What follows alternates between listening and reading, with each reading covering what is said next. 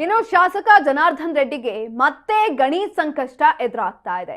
ಸರ್ಕಾರಿ ಜಾಗ ಒತ್ತುವರಿ ಮಾಡಿ ಗಣಿಗಾರಿಕೆ ಬಗ್ಗೆ ವರದಿಯನ್ನ ಕೂಡ ಪಡೆದುಕೊಳ್ಳಲಾಗ್ತಾ ಇದೆ. ಸುಪ್ರೀಂ ಕೋರ್ಟ್ ನಿವೃತ್ತ ನ್ಯಾಯಮೂರ್ತಿಗಳಿಂದ ವರದಿ.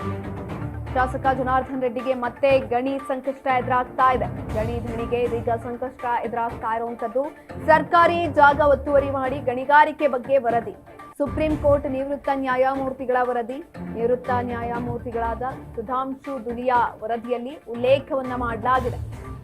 ರಾಜ್ಯದ ಗಡಿ ಪ್ರದೇಶ ಸರ್ಕಾರಿ ಜಾಗ ಒತ್ತುವರಿ ಆರೋಪ ಕೂಡ ಕೇಳಿಬಂದಿದೆ. ಗಡಿ ಪ್ರದೇಶ ಸುಂಕ್ಲಮ್ಮ ದೇವಸ್ಥಾನದ ಬಳಿ ಅಕ್ರಮ ಮೈನಿಂಗ್ ಅನ್ನ ಮಾಡಲಾಗಿದೆ. ಜನಾರ್ದನ್ ರೆಡ್ಡಿ ಒಡೆತನದ ಕಂಪನಿಗಳಿಂದ ಗಡಿ ಒತ್ತುವರಿ ಆರೋಪ ಕೂಡ ಇದೀಗ ಕೇಳಿ ಬರ್ತಾ ಇರುವಂತದ್ದು. ರಾಜ್ಯದ ಗಡಿ ಒತ್ತುವರಿ ಮಾಡಿರೋ ಬಗ್ಗೆ ಸಾಕ್ಷ್ಯವನ್ನ ನೀಡಿದೆ ಇದೀಗ ತಂಡ.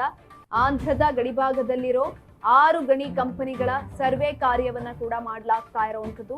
ಜನಾರ್ದನ್ ರೆಡ್ಡಿ ಒಡೆತನದ 4 ಕಂಪನಿ ಸೇರಿ 6 ಕಂಪನಿಗಳನ್ನ ಸರ್ವೆ ಮಾಡಲಾಗ್ತಾ ಇದೆ.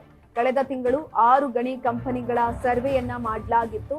ಇದೀಗ ಈ ವಿಚಾರಕ್ಕೆ ಸಂಬಂಧಪಟ್ಟಂತೆ ಮತ್ತಷ್ಟು ಸಂಕಷ್ಟಗಳು ಎದುರಾಗ್ತಾ ಇರುವಂತದ್ದು. ಮತ್ತೊಮ್ಮೆ ಶಾಸಕ ಜನಾರ್ದನ್ ರೆಡ್ಡಿಗೆ ಸಂಕಷ್ಟ ಎದುರಾಗಿದೆ. ಇದರಿಂದ ಸರ್ಕಾರಿ ಜಾಗವನ್ನ ಒತ್ತುವರಿ ಮಾಡಿಕೊಂಡಿದ್ದಾರೆ.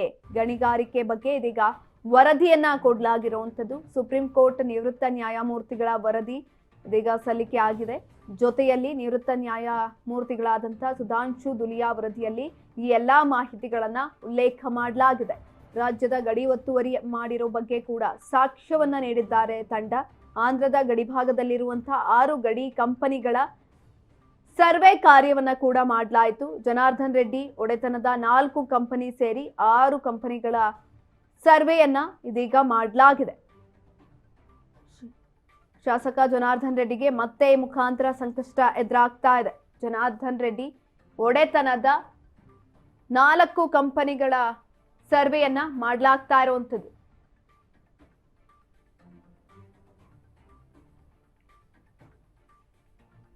ರಾಜ್ಯದ ಗಡಿ ಪ್ರದೇಶ ಸರ್ಕಾರಿ ಜಾಗವನ್ನ ಒತ್ತುವರಿ ಮಾಡಿಕೊಂಡಿರುವಂತಹ ಆರೋಪ ಕೇಳಿಬಂದಿತ್ತು. ಹಾಗಾಗಿ ಇದೀಗ ಎಲ್ಲಾ ರೀತಿಯಲ್ಲೂ ಕೂಡ ತನಿಖೆಯನ್ನ ಮಾಡಿದಂಥದ್ದು ವರದಿಯಲ್ಲಿ ಉಲ್ಲೇಖ ಮಾಡಲಾಗಿದೆ. ಇದೀಗ ಮತ್ತೆ ಸಂಕಷ್ಟವನ್ನ ಎದುರಿಸುವಂತಹ ಸಾಧ್ಯತೆಗಳಿದೆ ಜನಾರ್ದನ್ ರೆಡ್ಡಿ. ಒಂದ್ ಕಡೆನಲ್ಲಿ ಬ್ಯಾನರ್ ವಿಚಾರಕ್ಕೆ ಸಂಬಂಧಪಟ್ಟಂತೂ ಕೂಡ ಇದೀಗ ಚರ್ಚಾ ವಿಷಯ ಆಗಿದ್ದಾರೆ ಜನಾರ್ದನ್ ರೆಡ್ಡಿ. ಇನ್ನೊಂದ್ ಕಡೆನಲ್ಲಿ ಇದೀಗ ಮತ್ತೆ ಈ ಗಣಿ ವಿಚಾರಕ್ಕೆ ಸಂಬಂಧಪಟ್ಟಂತೆ ಇವರಿಗೆ ಸಂಕಷ್ಟ ಎದುರಾಗುವಂತಹ ಸಾಧ್ಯತೆಗಳಿದೆ.